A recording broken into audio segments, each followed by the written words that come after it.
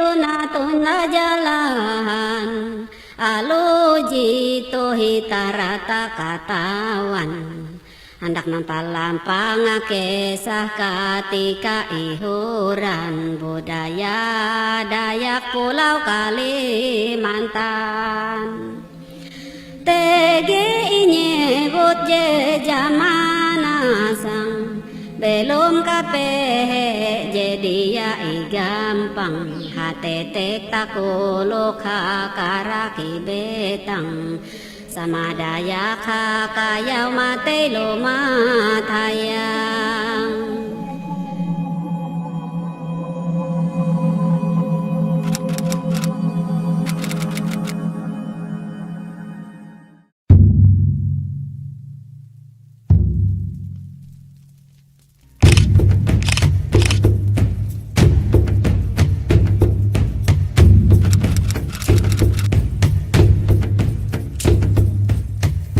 Sekitar 1 abad yang lalu, tepatnya pada tahun 1894, diadakan perjanjian damai suku Dayak yang bernama Perjanjian Tumbang Anoy. Tentunya bagi masyarakat Dayak sudah tidak asing lagi dengan sejarah besar yang satu ini. Tapi di sini saya mencoba mengulang kembali dan memberikan informasi pada pahari semua yang mungkin belum mengetahui tentang apa itu Perjanjian Tumbang Anoy. Perjanjian Tumbang Anoy merupakan sebuah perjanjian damai antar suku Dayak yang dilaksanakan pada tahun 1894 di desa yang bernama Tumbang Anoy, Kecamatan Damang Batu, di Kabupaten Gunung Mas, Kalimantan Tengah, yang menghasilkan poin-poin perdamaian antar suku Dayak pada abad itu. Untuk lebih jelasnya, kita akan kembali mengulik informasi sejarah sebelum tahun 1894, sebelum perjanjian itu dideklarasikan dan apa penyebab dibuatnya Perjanjian Tumbang Anoy.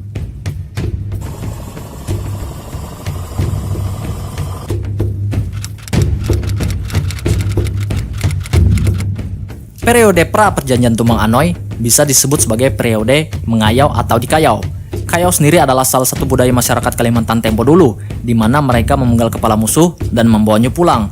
Biasanya ngayau dilakukan saat keadaan sedang perang dan bisa juga untuk keperluan ritual.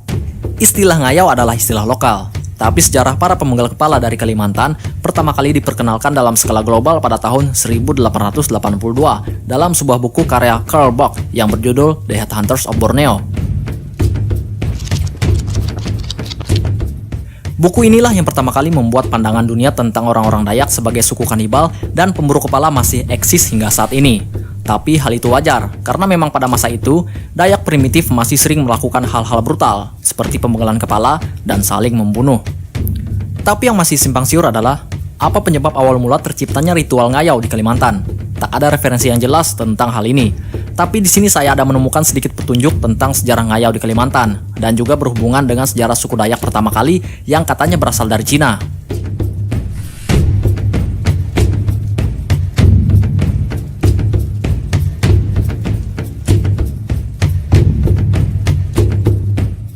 Oke, ini mungkin bakal saya bahas di video selanjutnya tentang sejarah suku Dayak dan asal-muasal terciptanya ngayau. Sebelum pra-perjanjian Tumbang Anoy, ada 2 poin penting yang menjadi akar permasalahan dan kerusuhan Dayak pada masa itu, yakni yang pertama aksi asang kayau atau pembunuhan antar suku, kedua peperangan melawan Belanda. Untuk permasalahan yang pertama, aksi saling membunuh sering terjadi dikarenakan perebutan wilayah yang memang pada saat itu suku Dayak tidak mengenal pembagian wilayah yang secara administratif. Mereka menempati wilayah yang dianggap bisa memiliki sumber daya yang mencukupi dan bisa menopang segala aktivitas serta kehidupan dalam satu suku. Peristiwa puncak pertikaian antar suku Dayak ialah ketika terjadi perebutan tempat usaha pengambilan getah nyatu yang berlokasi di perbatasan Kalimantan Tengah dan Kalimantan Barat. Tapi dari referensi lain juga ada yang mengatakan wilayah tersebut terletak di perbatasan antara Kalimantan Tengah dan Kalimantan Timur, di mana pada saat itu suku Dayak Ngaju dan suku Dayak Kenya saling melakukan kayau-mengayau untuk memperebutkan lokasi tersebut. Pada prinsipnya, suku Dayak akan mempertahankan wilayahnya dari setiap orang yang bukan berasal dari sukunya. Dan jika terjadi tragedi saling membunuh, suku Dayak harus membalaskan kematian anggota sukunya dengan memburu kepala dari suku yang telah membunuh anggota sukunya. Kepala tersebut lalu dibawa pulang dan digunakan dalam upacara tiwa, sebuah ritual untuk menghargai kematian anggota suku. Kegiatan memburu kepala tersebut semakin sengit sehingga peristiwa itu dikenal dengan peristiwa Kayau 100. Permasalahan kedua adalah seringnya terjadi peperangan dengan kolonial Belanda, di mana pada masa itu pemerintah Hindia Belanda sering merasa kewalahan dan juga was-was tentunya dengan adanya pertikaian dan aksi pemenggalan kepala yang sering terjadi di Borneo. Hal ini tentunya menghambat akses pemerintah Hindia Belanda untuk melakukan monopoli di daerah-daerah yang berada di Pulau Kalimantan. Sehingga tak jarang, orang-orang Belanda yang nekat menerobos masuk ke wilayah suku-suku setempat akan menjadi buruan suku Dayak.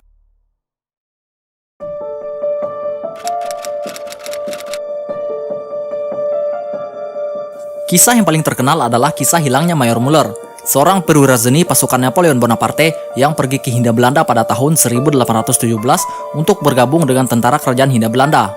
Dia terlibat dalam penyerangan Belanda ke Kesultanan Sambas pada tahun 1818, bahkan diangkat sebagai acting resident di sana.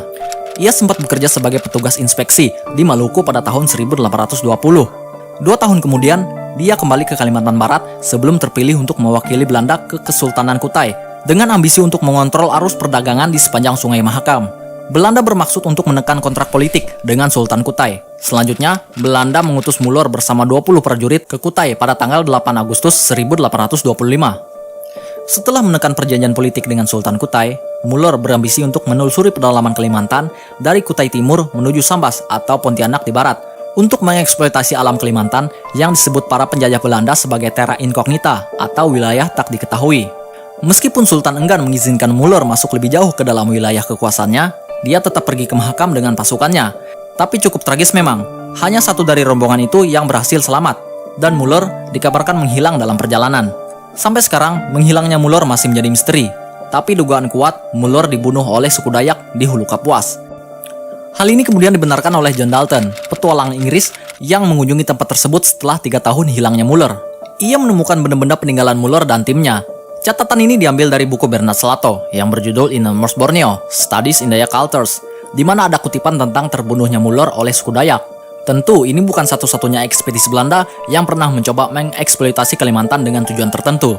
Pada tahun yang berbeda, ada beberapa tokoh yang sempat melakukan ekspedisi Borneo, seperti Alexander Hare di Banjarmasin tahun 1812, James Murray di Kutai tahun 1844, James Brock tahun 1842, dan Robert Burns tahun 1848 di Sarawak. Dan ekspedisi Muller tahun 1825 yang dianggap sebagai ekspedisi gagal karena diduga kuat ia terbunuh oleh suku Dayak yang tidak terima wilayahnya dimasuki.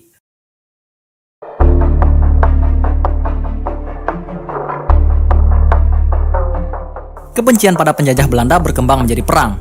Pada Mei 1859 di Pulau Petak Kapuas meletus pertempuran dengan Belanda. Kapal perang Belanda Cipanas tidak bisa digunakan lagi. Anak buah kapal terbunuh semuanya.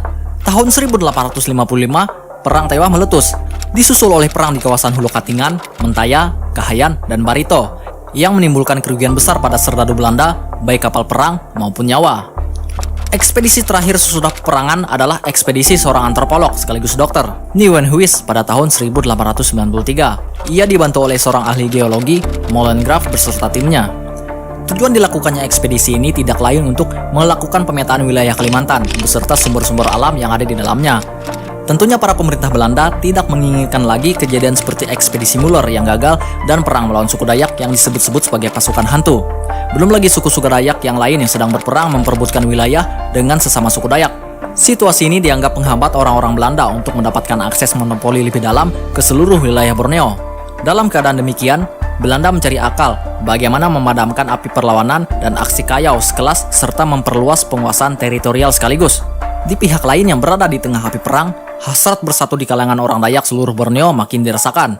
Karena situasi inilah, Residen Belanda wilayah Kalimantan Tenggara pada Juni 1893 mengundang semua kepala suku yang terlibat sengketa ke Kuala Kapuas, Kalimantan Tengah untuk membicarakan upaya perjanjian perdamaian.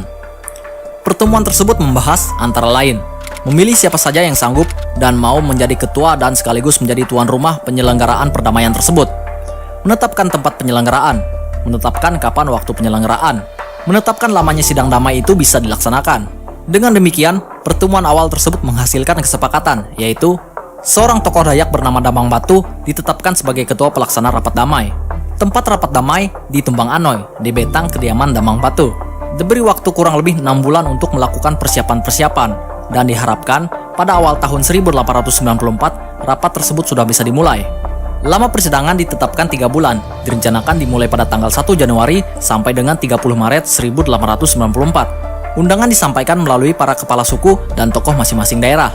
Utusan atau peserta rapat haruslah tokoh atau kepala suku yang mengetahui adat istiadat di daerahnya masing-masing.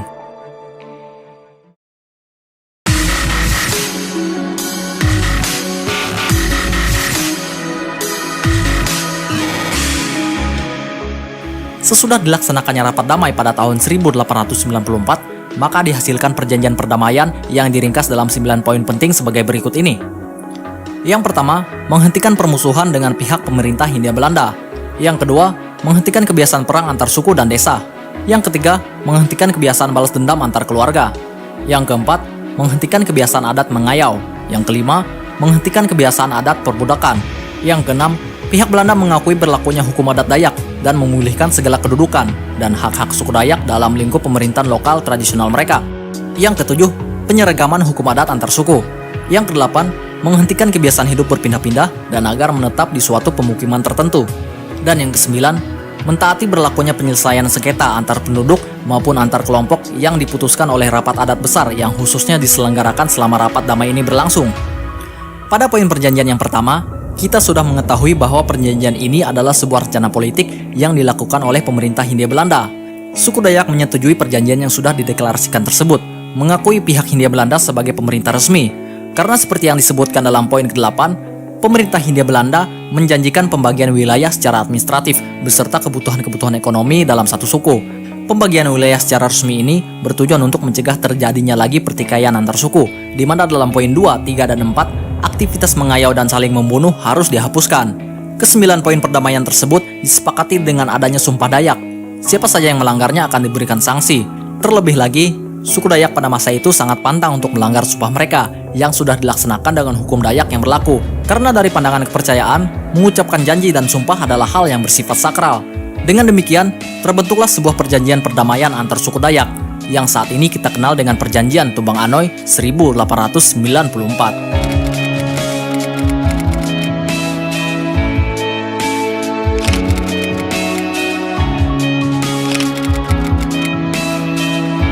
Oke, hal ini mungkin menjawab beberapa pertanyaan dari kalian.